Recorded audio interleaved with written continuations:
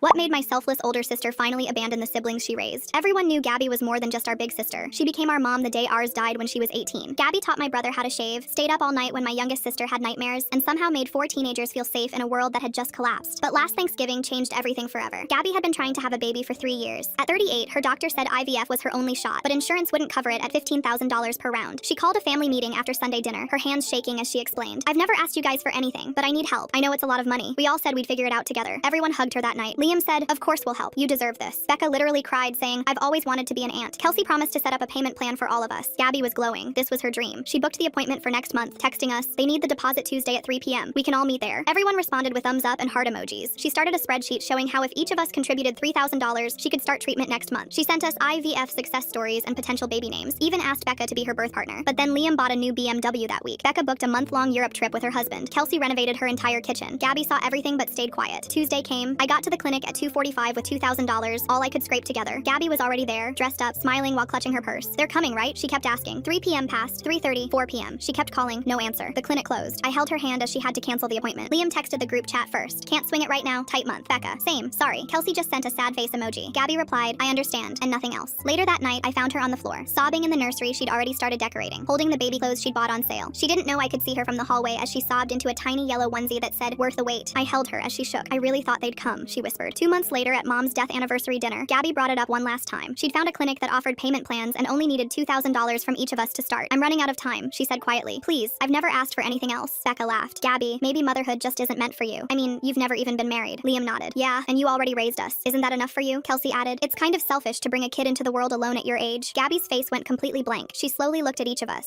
"Selfish?" Gabby whispered, then louder, "Selfish?" She stood up and walked to her bedroom, returning with a large photo album I'd never seen before. She started pulling out birthday cards, dozens of them, spreading them across the table. "Liam, your 18th birthday. Read what you wrote." Liam's face reddened as Gabby read it aloud. "Gabby, you saved my life. I owe you everything. Every penny I ever make, I owe to you." She grabbed another. "Becca, your college graduation. You're the only reason I made it. I'll pay you back for everything, I promise." And another. "Kelsey, your wedding day. You gave up your life for us. I owe you more than money could ever repay." Gabby's voice was deadly calm. "I failed almost all my classes to raise you. Worked 3 jobs, missed my prom to take Becca to the emergency room, skipped my college scholarship to keep us together, lost my 20s to your teenage years, spent my 30s making sure you all succeeded." She pulled out a folder. "Here's every receipt. $215,000 over 22 years, not including the nights I stayed up with your homework, the boyfriends I scared away, the times I picked you up drunk from parties, the therapist I couldn't afford for myself so you could go instead." Becca started to speak, but Gabby cut her off. "I walked you down the aisle because Dad was too drunk to show up. I wrote your college essays. I took out loans in my name for your dreams." She gathered up the cards. "Keep your money, but also keep your distance. I'm done being your safety net while you treat me like I'm worthless. Don't contact me again." She looked directly at Becca. "And you're right. I was a mother to all of you, just never got the title. That was 8 months ago. Liam's wife just had twins. Gabby didn't come." Becca tried delivering a check to Gabby's house, but she'd already moved.